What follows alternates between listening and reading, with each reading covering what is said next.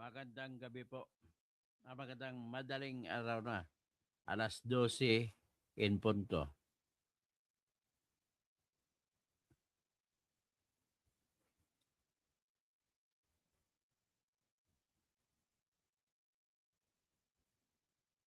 Ano ba ito? So, ating pag-usapan ngayon yung galit na ni Trump sa ngayon laban po sa ICC. So, dahil sa galit niya, ang kinagalit ni Trump ngayon ay yung tinatawag na masyadong overreaching na kumbaga sa Bisaya papataka na lang yung ginagawa ng ICC. At ang ginagawa nila ay masyado nilang binibigyan ng binibigyan ng matinding kahulugan ang kanilang jurisdiction. Ibig sabihin jurisdiction, yung kapangyarihan nila sa pagkukuha ng kaso. Nagalit po si Trump sa kanila sapagkat ang reklamo ni Trump ay hindi naman kasapi ng ICC ang United States of America. Hindi rin kasapi ng ICC ang Israel.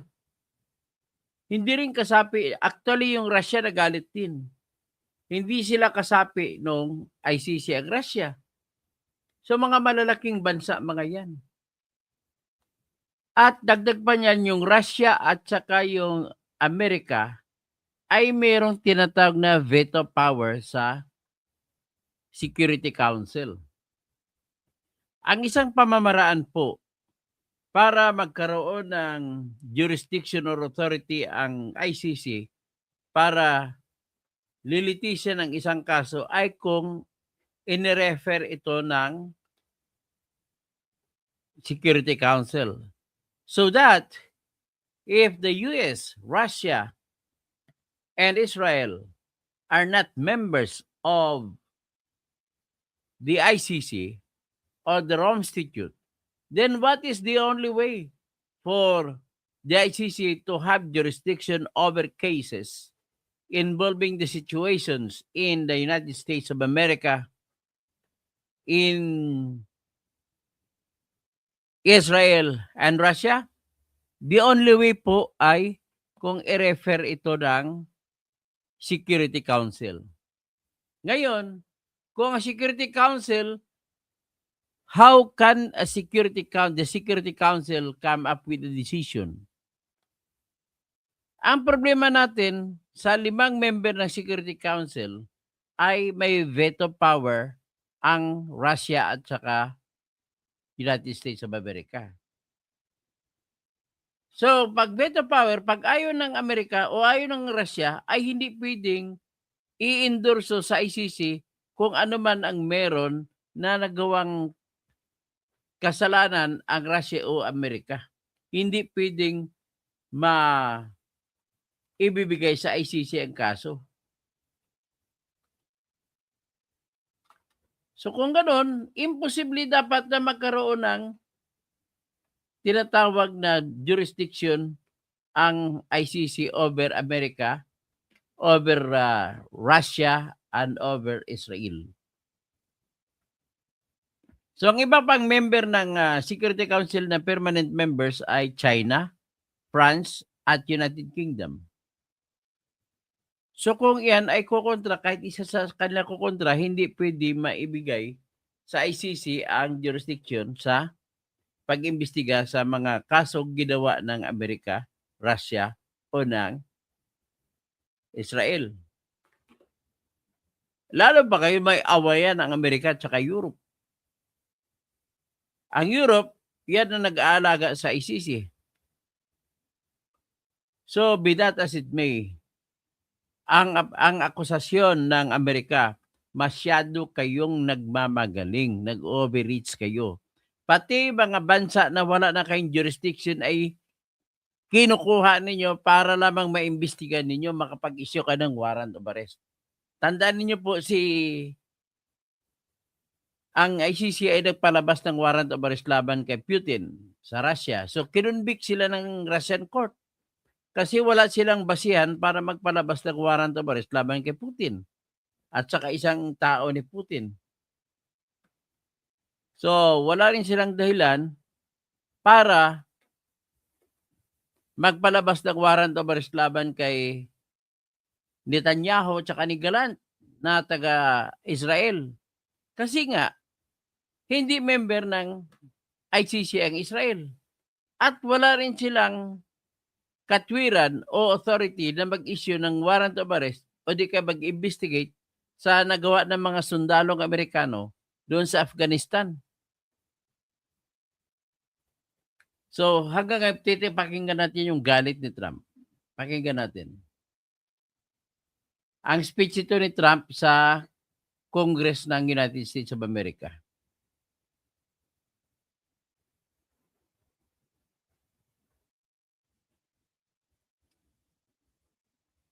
So,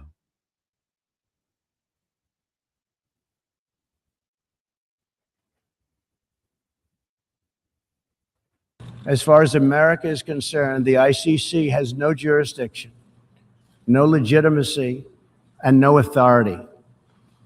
The ICC claims near universal jurisdiction over the citizens of every country, violating all principles of justice, fairness, and due process. We will never surrender America's sovereignty to an unelected, unaccountable global bureaucracy. ulitin. Ang puntos dito ni Trump, hindi siya member ng ICC. So bakit sila magkaroon ng kapangyarihan over them? At hindi rin ang Israel ay hindi rin member. So the fact na hindi member ay dapat hindi sila nakikialam. Galit din ang Russia. O ito, pakinggan natin ulit si Trump. As far as America is concerned, the ICC has no jurisdiction, no legitimacy, and no authority. The ICC claims near universal jurisdiction over the citizens of every country, violating all principles of justice, fairness, and due process. We will never surrender America's sovereignty to an unelected, unaccountable global bureaucracy. So yan. Titingnan natin yung dating pronouncement ni Trump. Pakinggan natin. Tapos yung sa Russia, galit din. If there's an international organization requiring U.S. cooperation, you can safely bet Donald Trump probably has an issue with it. I withdrew from the unfair Paris Climate Accord. I withdrew from the corrupt World Health Organization. And I also withdrew from the anti-American UN Human Rights Council. Trump's latest target is an institution with 125 countries behind it, the International Criminal Court, and he's hated it for a while. As far as America is concerned, the ICC has no jurisdiction, no legitimacy, and no authority. But the U.S. having a problem with the ICC is not new. What is new is the extent of how aggressively the U.S. is going after its members. And that's putting the court in what may be one of its toughest fights yet. Tama, sa UN nga ito. Before we go any further, I'll give you a quick sense of what the ICC actually does. In 2002, and keep note of that date, we'll get back to it, the ICC was set up as a means to investigate and prosecute people under international law, specifically for genocide, crimes against humanity, war crimes, and crimes of aggression in a political or military context.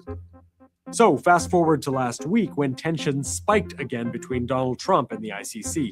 The U.S. State Department announced new sanctions, the kind of punitive measure a country might make on other governments or officials, on 4 people working for the International Criminal Court. The U.S. State Department announced new sanctions on 4 ICC officials on Wednesday. In a press release, U.S. Secretary of State Marco Rubio called the court an instrument for lawfare against the United States and our close ally, Israel. Lawfare meaning using courts to attack. He also called it a national security threat. That's pretty shocking in and of itself. It's clearly an escalation. As I said, the hostility between the US and the ICC, that's not new. But last year, it reached another level after a bombshell announcement by the court, accusing both Israel and Hamas of war crimes and crimes against humanity. It said it had reasonable evidence that a Hamas leader was responsible for war crimes against Israelis, including torture, rape, and sexual violence.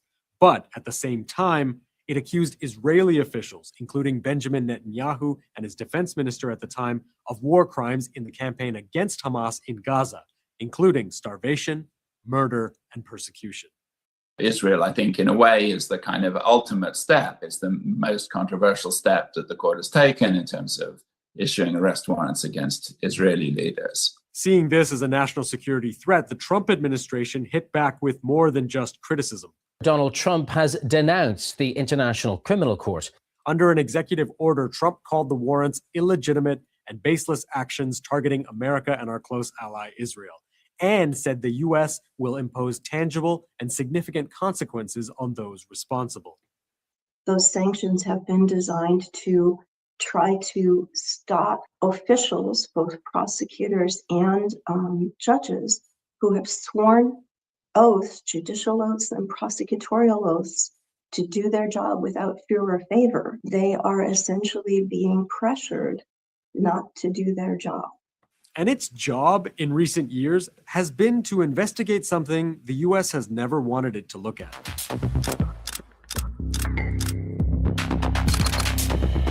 Remember when I said earlier to make a note of the year 2002?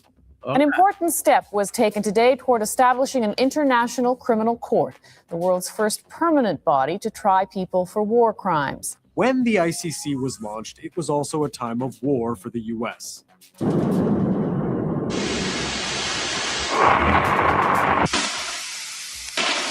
And that meant the U.S., which initially supported the creation of the ICC, now opposed this independent body, which would have the power to investigate potential war crimes committed by American soldiers. The International Criminal Court is troubling to the United States. Our diplomats and or soldiers could be dragged into this court.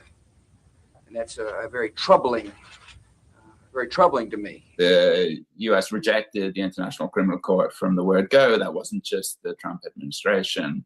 And one of the groups who could be liable for prosecution in Afghanistan is potentially U.S. citizens because of the actions that were carried out as part of the war on terror. And since then, we've seen really a kind of up and down relationship between the U.S. and the ICC, where some administrations have really fundamentally challenged the legitimacy of the court. Keyword some administrations, because while the U.S. right now is vehemently opposed to the ICC, saying it should not meddle in Israel's affairs, when it comes to other nations over the years, not so much. Now, the International Criminal Court, in its first major case, will begin an investigation focusing on the individuals who, it says, bear the greatest criminal responsibility for the crimes of Darfur. The U.S. occasionally softened its stance. For example, the second Bush administration did not vote to block an ICC investigation into war crimes in Darfur. And later, the Obama administration even supported the ICC, looking into crimes in Libya in 2011. And there was this pragmatic compromise with the court where the U.S. was prepared to work with it, where it was in the U.S.'s interests, rather than just standing against it as a matter of principle. And more recently, a big one, when the ICC issued an arrest warrant for Vladimir Putin for alleged war crimes in Ukraine. I think it's justified, but the question is not recognized internationally by us either. But I think it makes a very strong point. Certain administrations had been more willing, if you will, to use the tool of the ICC in a way that advances what they think are important global goals. So when the ICC has focused on the crimes of nations other than the U.S. and its allies, fair to say the U.S. has been largely on board. But when the ICC takes on something much closer to home, investigating war crimes in Afghanistan, the ICC has now cleared the way for an inquiry into the allegations. In 2020, the ICC turned its attention to the U.S. involvement in the war in Afghanistan. And suddenly the fear that always existed of Americans being subject to prosecution bubbled to the surface. We will not stand by as our people are threatened by a kangaroo court. And indeed, I have a message to many close allies around the world. Your people... Kangaroo court ang tawag sa ICC. could be next. That messaging Tawag nila ng US sa ICC, kangaroo court. critics see as a double standard in international law. The US willing to shape it, but rejecting being bound by it. And so there is this long practice of being at the forefront of creating and helping establish international treaties and courts, but they're not ultimately being subject to their jurisdiction or control. It's hard to square that with the conception of the international rule of law, which is really essentially supposed to apply to everyone.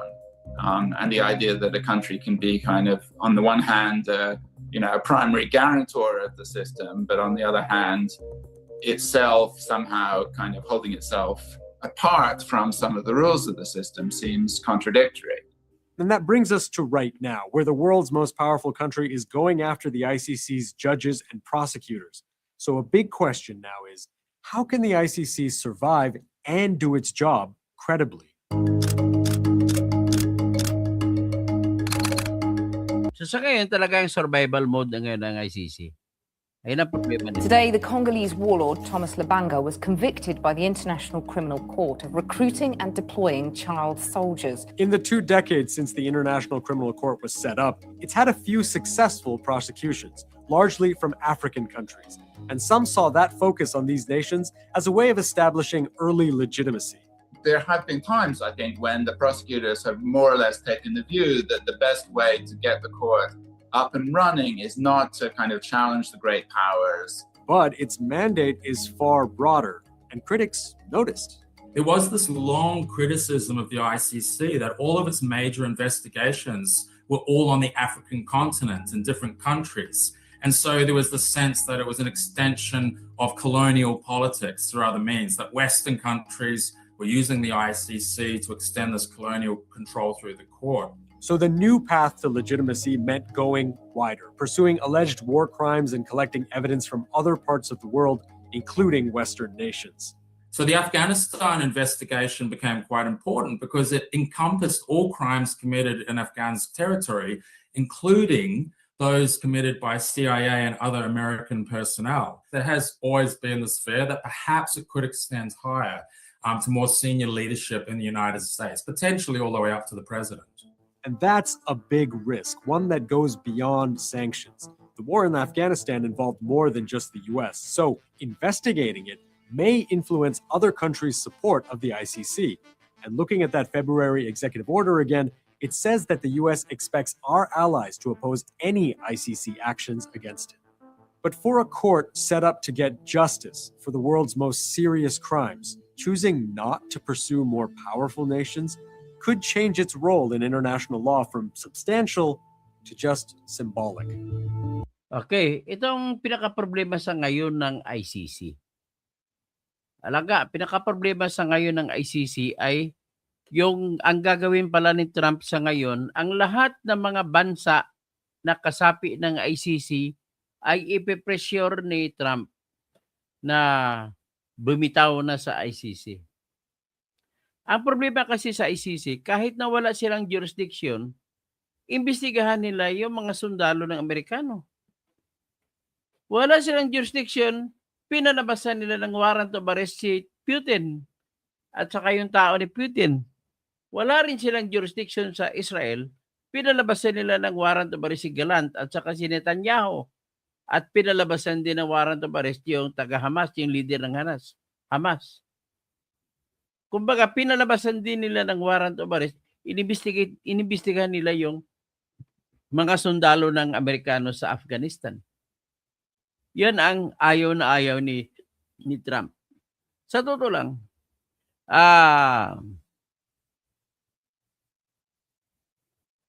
Claudia? Trump has a jurisdiction to a Filipino criminal?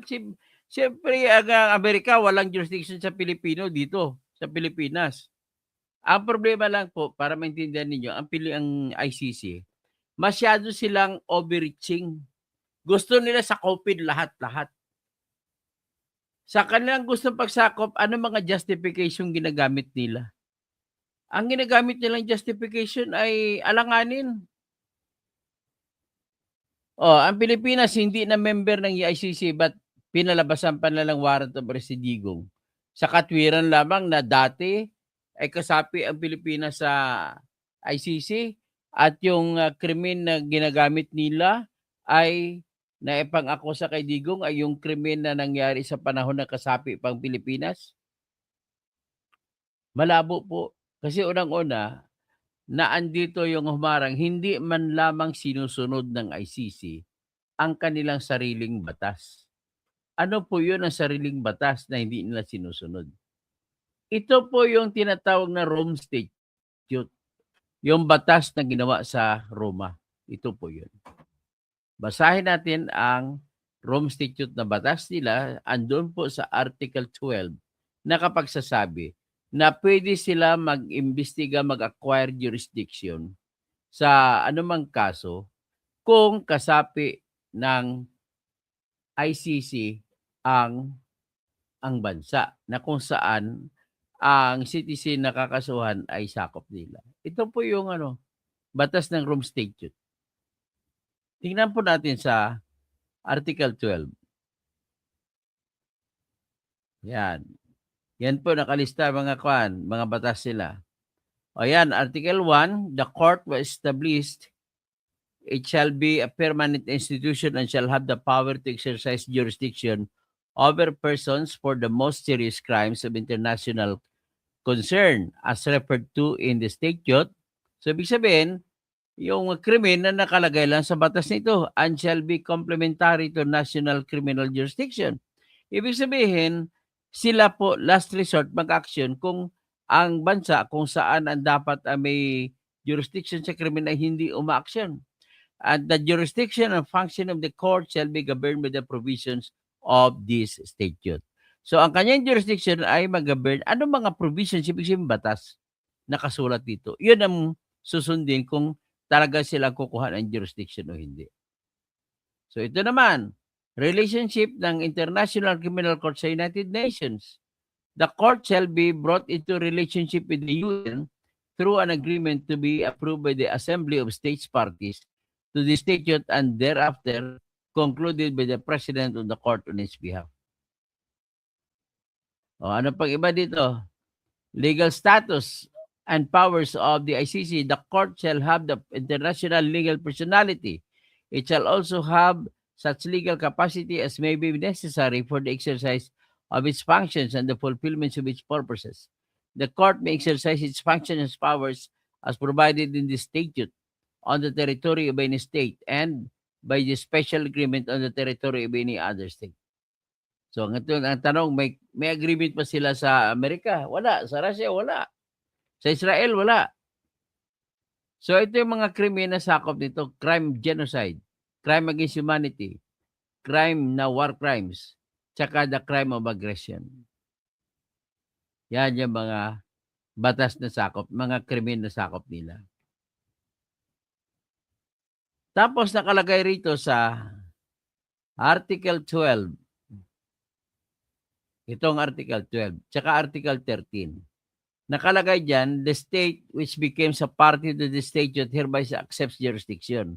So, kung sino lang naging member at state, naka-present tense, the state which becomes a party, may ESA, which becomes, ibig sabihin present tense, a party to the statute hereby accepts the jurisdiction. So, ibig sabihin, yun lang ang mga state na present members ang pwedeng sabihin na tinatanggap na ang authority ng ICC. So, paragraph 2, in the case of Article 13, with reference to Article 13, paragraphs A and B and C, ang A sa situation in which one or more such crimes appears to have been committed is referred to the prosecutor by a state party. So, ibig sabihin, kung ang bansa na kung saan nangyari ang krimen ay sinuko kagad sa ICC, ay pwede nilang gagawin. Parang member na rin sila. At ang sinila, the prosecutor has initiated an investigation in respect of such crime. At nakapag-initiate sila, ay pwede sila magsampa sa korte, sa pre-trial chamber court. Pero provided na party sila. The state of the territory in which the conduct of in question occurred, or if the crime was committed on board a vessel or aircraft, the state of registration that vessels or aircraft, So sinasabi po dito ay a state becomes a party to the statute. Present tense, in present tense. Ibig sabihin ay ang bansa lamang nakasapi at the time na isa na pa ang kaso ang pwedeng may authority ang ICC na mag-trial. So sa Amerika, hindi si member. So with that, very basic, very fundamental ang batas ng ICC na nagsasabi na dapat member. Hindi member ang ang United States of America, hindi rin member ang Philippines. Hindi rin member ang Russia, hindi rin member ang Israel. Kaya iyan ang nagagalit. Kaya delikado ang ICC. At dahil doon sa galit ng Amerika, ay sinanksyon, so hindi na magagamit ngayon ng mga members ng ICC judges, tsaka ni Karim Khan, prosecutor, ang kanyang credit card dumadaan sa Amerika. Ang kanilang ATM card na dumadaan sa Amerika, hindi na ma-withdraw ang dollars na pera nila.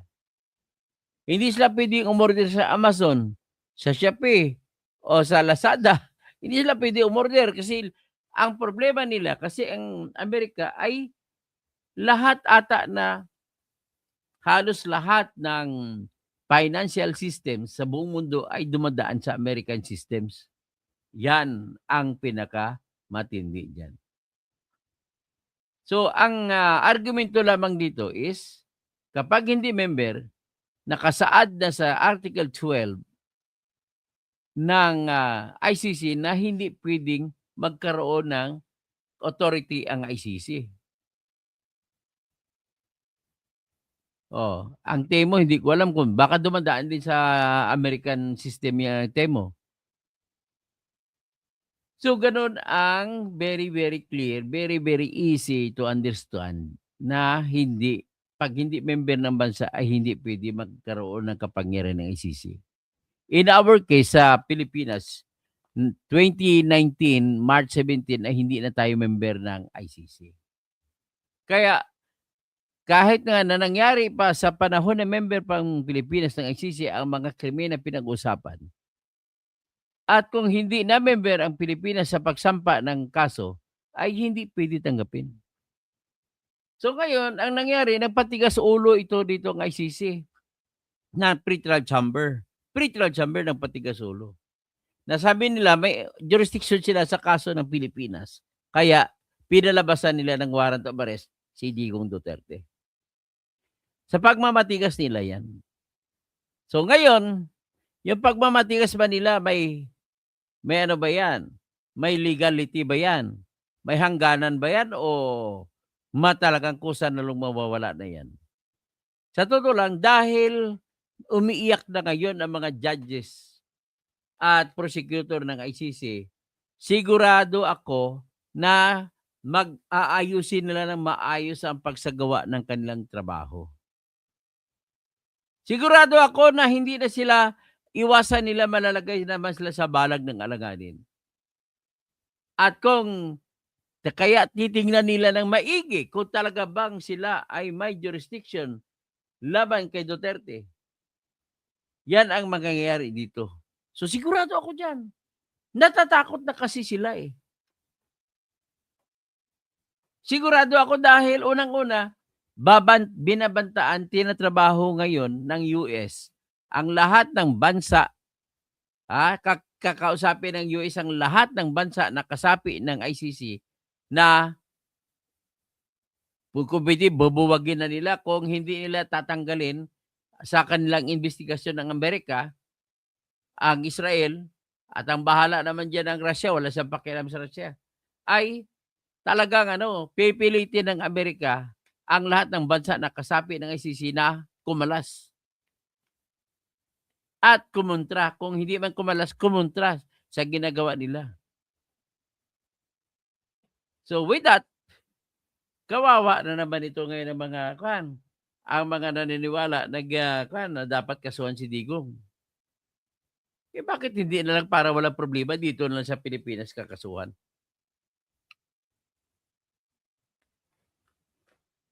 Problema kay Bongbong, hindi niya kakasuhan sa Pilipinas si Duterte.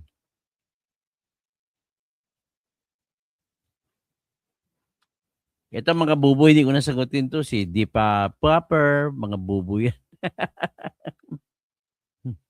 So, ngayon, ang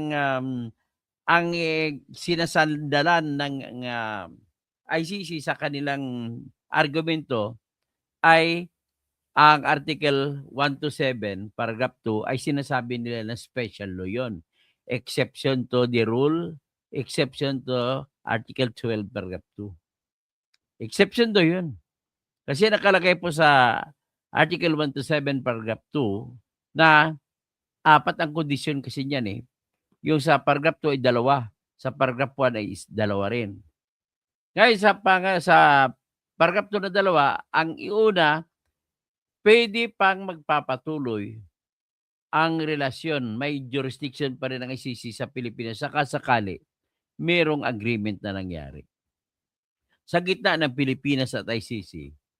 At nangyari ito sa panahon na hindi pa naging final ang withdrawal. Ang problema, final na. Wala pang agreement na nangyari. Number 2, kung may mga anumang bagay na nakonsidera na ng korte ng ICC na nangyari ang pagkonsidera sa panahon na kasapi pa ang Pilipinas ng ICC or hindi pa final ang withdrawal. Ang problema, meron ba? Ang ituturo lang nila ay yung preliminary examination. At ang preliminary examination po ay inanunsyo ni prosecutor dati na si Fatou Bensouda noong February 8, 2018. Ngayon, pwede ba yan? Hindi po, kasi ang preliminary examination ay hindi po siya exercise ng pag-jurisdiction.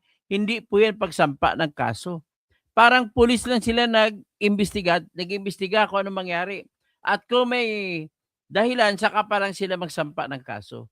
Nagsampa sila ng kaso nitong ano lang eh. Itong May 24, 2021. So, lampas na, hindi na member ng Pilipinas, kaya basura na yan.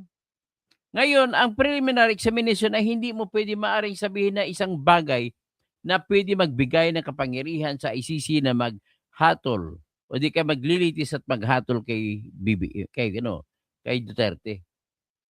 Sapagkat, kapag batas na ikaw ay kailangan maghahatol sa sinumang tao, kailangan ang batas mo ay klaro, kailangan mayroong batas.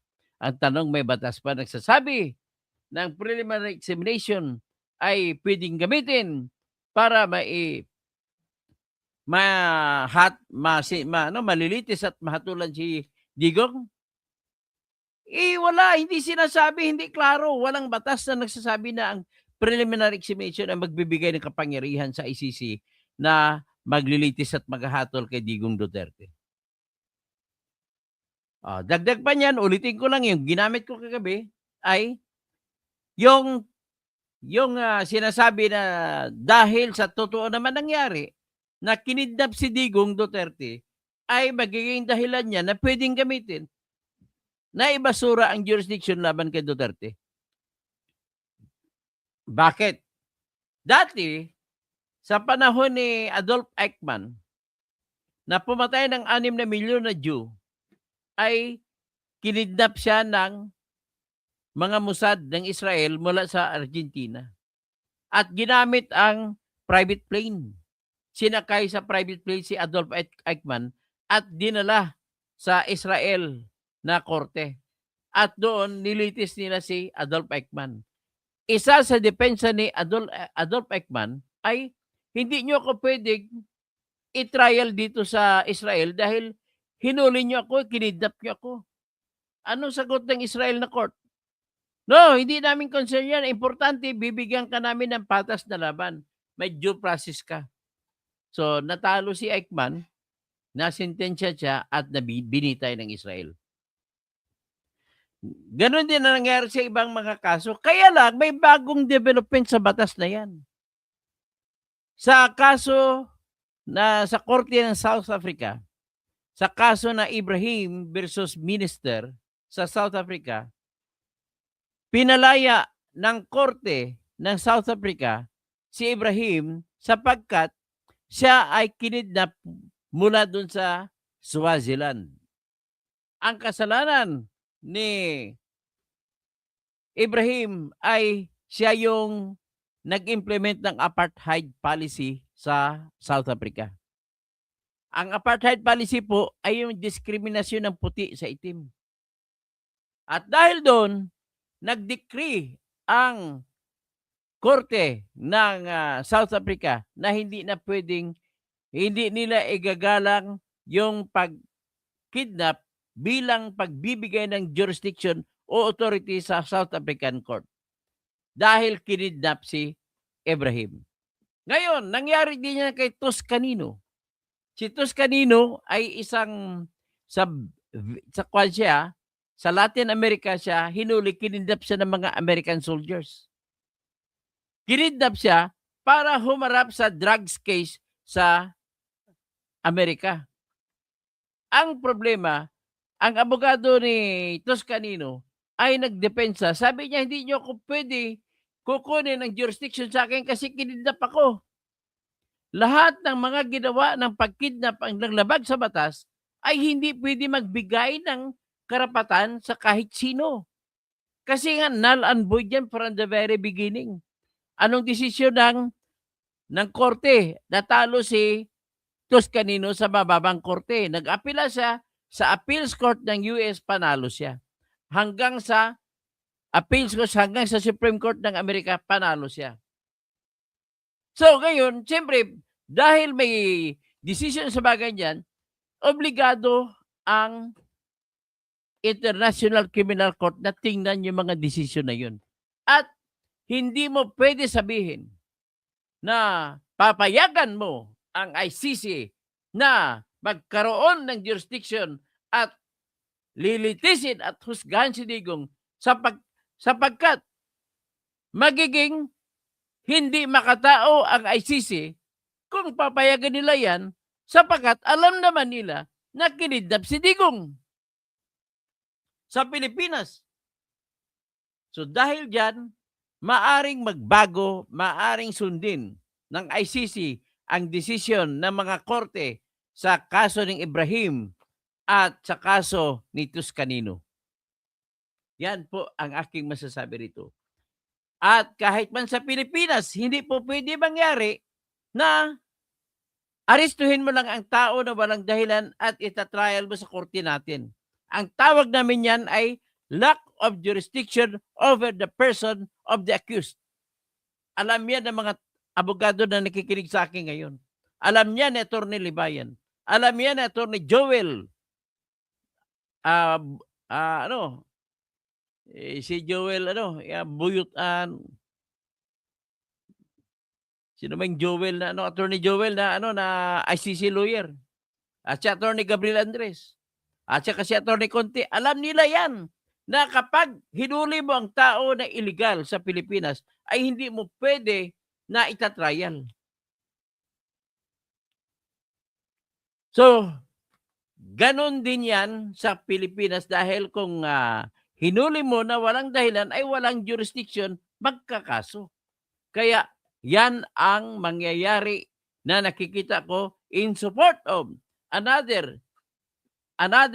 law that says that you cannot bring a person to an ICC case if that country of that person is not a member of the ICC at the time of the filing of the charge. Kailan ba sila nag-file the charge? When did they file? On May 24, 2021.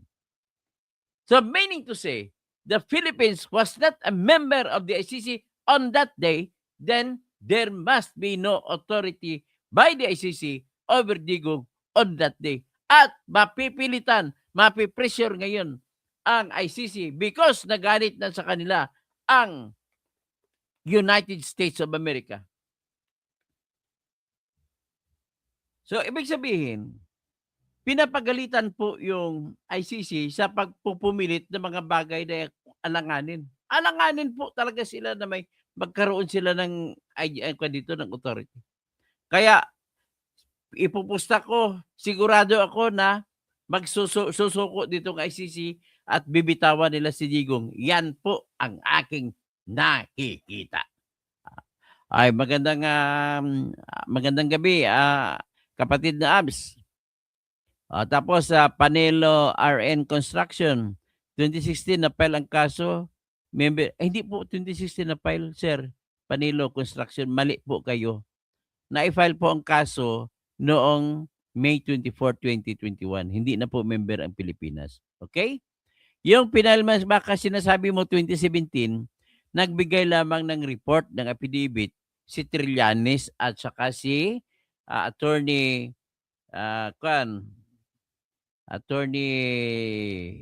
yung namatay na abogado at saka si Bato. Pero hindi yun filing ng kaso. Ang importante ang mag-file ay ang prosecutor. Kumbaga sa panahon na yun, ginamit lang ng prosecutor yung time na yun na pwede mag-imbestiga pa lang sila. Alamin nila para silang pulis na naghahanap ng si Sabio, hindi Sabio po. Naghahanap pa lang sila kung ng ebidensya kung meron nga. Saka sila magpa-file parang pulis para saka pa lang i-file sa fiscal natin. Ganun po yun. So, ang 2016, hindi po, nag-file lang sila ay May 24, 2021. Okay? Hindi na po member, kaya dapat maintindihan niyo po. 7 Mar Huerte, yan dapat ang ginamit na argumento ng lawyer ni Duterte. Sa total, nabubuhan ako kay Atty. Kaufman eh. Tapos, Al Orenstein Lacona, nangyari ang patayan sa member pala ay hindi na po, mali po yung argumento mo, Mr. Al Orenstein, hindi ko nabasahin po kasi mali po kayo. Wala pong batas na ganun. Tapos John Miguel channel subscription, ikaw ang bubo tanga. Ay, ginawa ba kong bubo tanga? John Miguel channel, tawagin mo naman ako bubo, hindi ko nababasahin yan. Tita Beauty, hi sir, Merry Christmas sa inyo lahat. Michael, Gorbachev, hindi man to, Bidol. Sorry to say, but Digong's release is quite, hindi, yung sabi mo lang yan. Kasi hindi mo alam ang batas.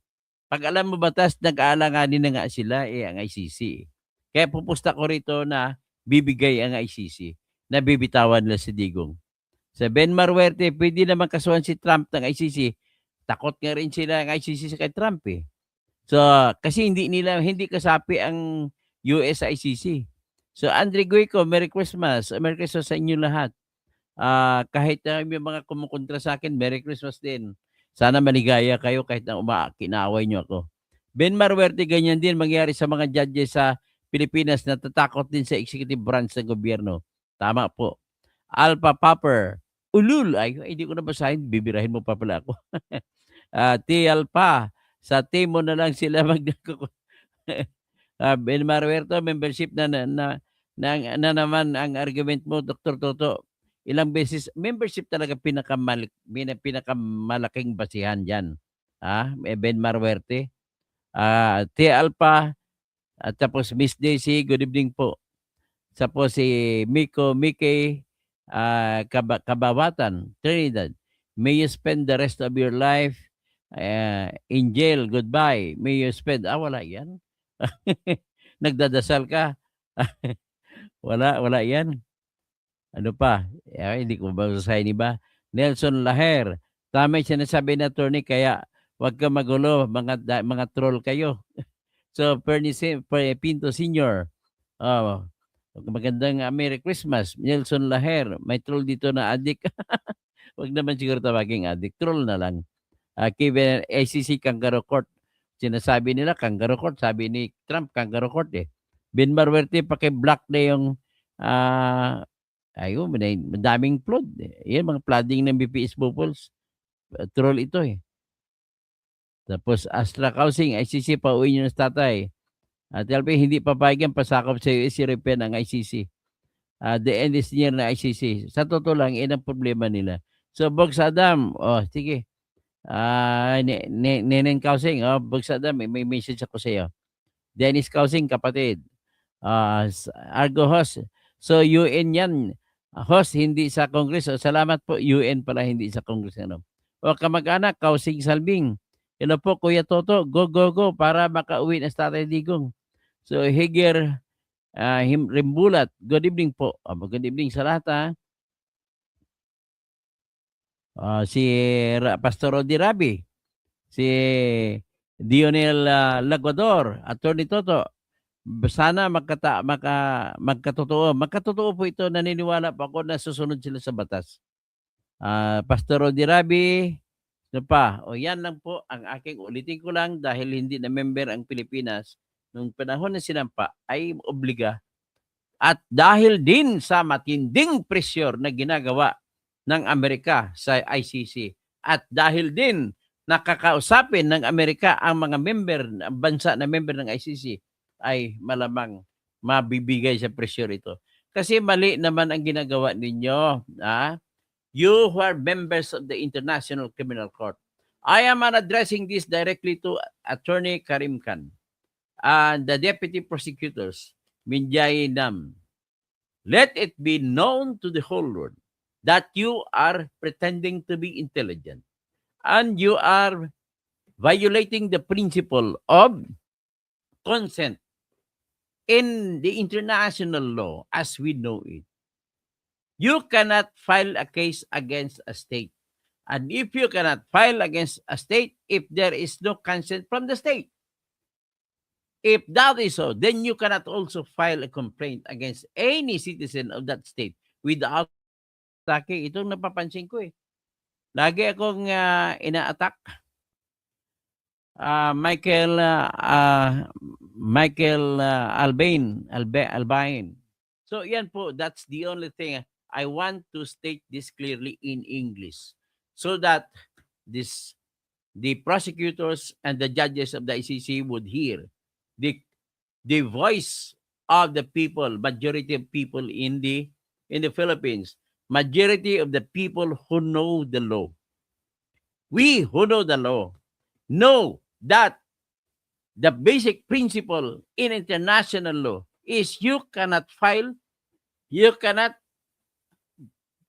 compel or force any state into admitting the case. Like, for example, when our country filed an arbitration case over West Philippine Sea against China, China did not admit it. China did not allow the filing of the case against it. That's why China, until now, is not accepting the decision of the International Court of Arbitration into the issues grouped as UNCLOS or ITLOS, International Law of the Sea. You must also know that recently, the court in France dismissed the case filed by the heirs of Karim Khan, Sultan Karim of Sulu, against Malaysia. And the French court dismissed the case on one reason that Malaysia did not give its consent for the case to be filed against it. So we now extrapolate into criminal cases. Because lack of consent by the state cannot give jurisdiction to the court, any international criminal court. Hence, the ICC must get first the consent of the Philippines in order to allow it to file a case against any citizen of the Philippines. That is a very basic principle. And when the Philippines withdrew on March 16, 2018, and it complied with Article 127 of Rome Statute that says that the effectivity of the withdrawal will occur only 1 year after the filing of the withdrawal notice in the office of the Secretary General of the United Nations, then that 1 year has passed already from March 16, 2018 until March 16, 2019, and therefore, by the force of the law, on the 17th of March 2019, there is no more jurisdiction over the Philippines from the ICC. So you judges, you presiding judge Del Carrion, and the other judges, Judge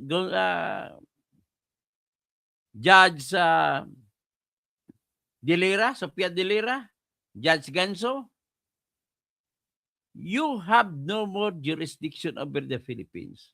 So you just be careful. That is an affront against you, against your integrity as jurist, against your integrity as supposed to be good lawyers. In so doing otherwise, you are showing to the world that you do not know what you are doing, that you are all ignorant of the law.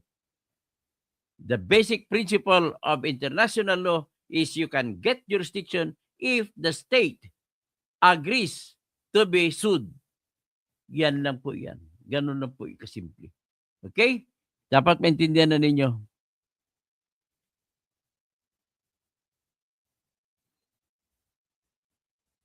So, ganun na lang. Sa sunod siguro, dito nang kukunin ko. Dito ba? Mas maganda bang dito?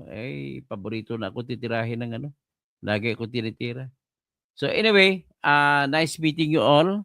Whether you are against or in favor of my opinion, rest assured it is a strong opinion only. And it does not go beyond that. I may lose in this because I cannot have control over the minds of the judges. But I do believe strongly that these judges will decide based on what is the dictate of the law. Thank you, thank you. Merry Christmas.